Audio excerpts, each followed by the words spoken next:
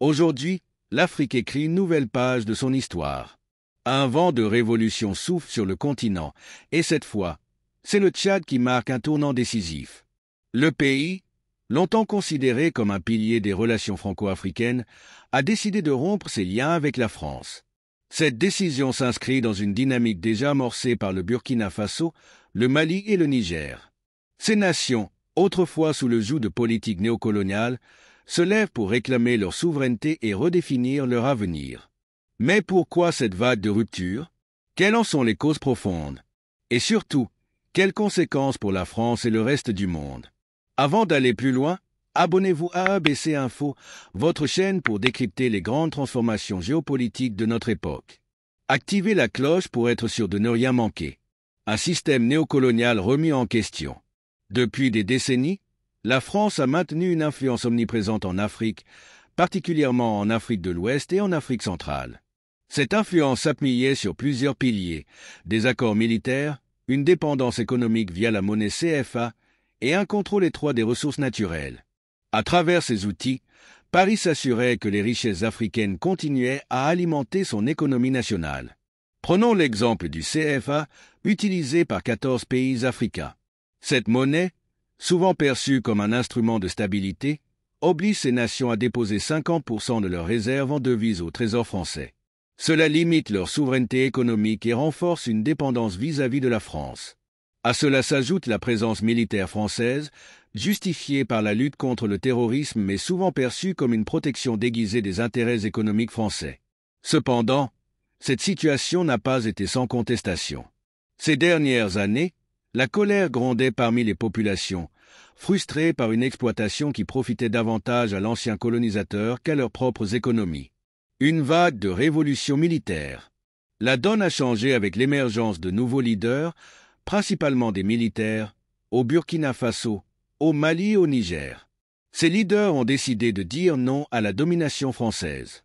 Ils ont expulsé les troupes françaises, annulé les accords bilatéraux et exprimé leur volonté de diversifier leurs partenariats internationaux.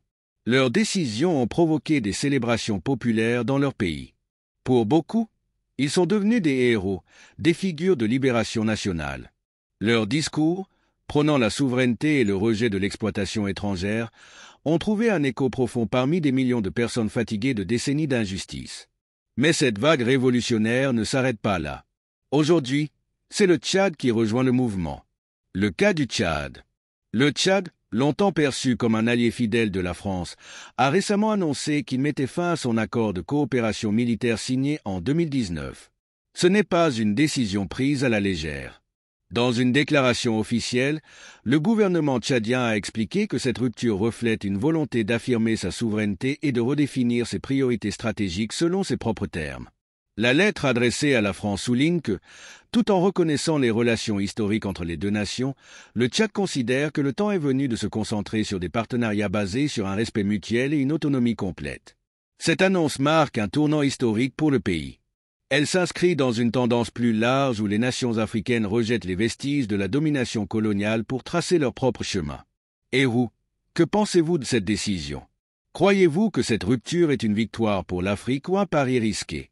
Partagez votre avis dans les commentaires. Et surtout, si vous trouvez ces sujets cruciaux, partagez cette vidéo avec votre entourage.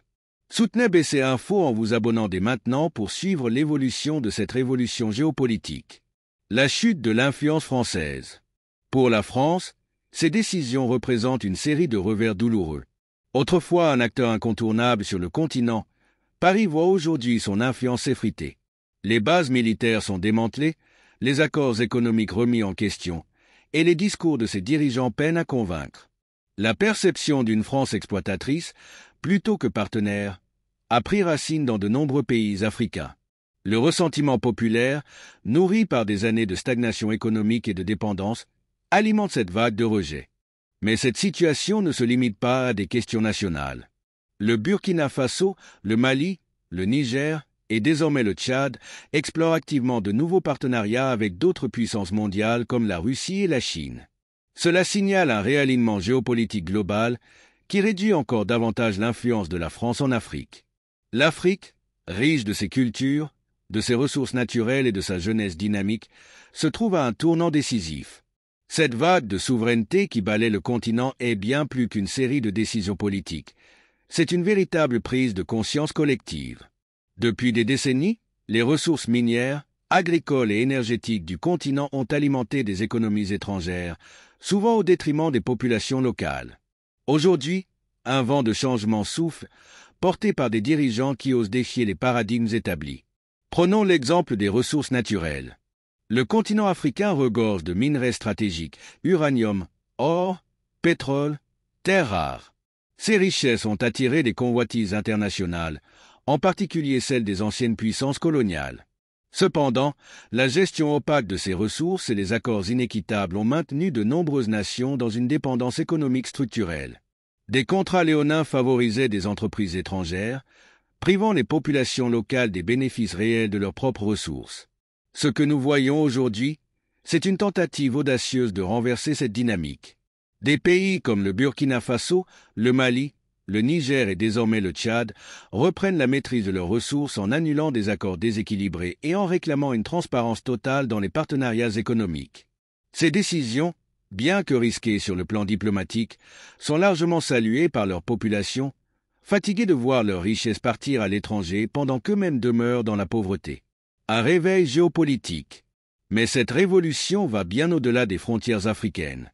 En décidant de s'éloigner de leur ancienne puissance coloniale, ces pays ouvrent également la porte à de nouveaux partenariats stratégiques avec d'autres puissances mondiales comme la Russie et la Chine. Ces nouveaux alliés, bien qu'ils ne soient pas sans arrière-pensée, offrent une opportunité unique, diversifier les relations internationales et établir des accords où les intérêts africains sont mieux représentés. Il est crucial de souligner que cette transformation ne se fait pas sans défi. La communauté internationale, en particulier les puissances occidentales, observe cette évolution avec une attention mêlée d'inquiétude. Pour elles, cette perte d'influence en Afrique représente un basculement géopolitique majeur. Toutefois, pour les Africains, c'est une occasion de réécrire l'histoire et de briser les chaînes du néocolonialisme. Le rôle du peuple dans cette transformation. Une révolution, aussi politique soit-elle, ne peut réussir sans l'adhésion et la mobilisation du peuple.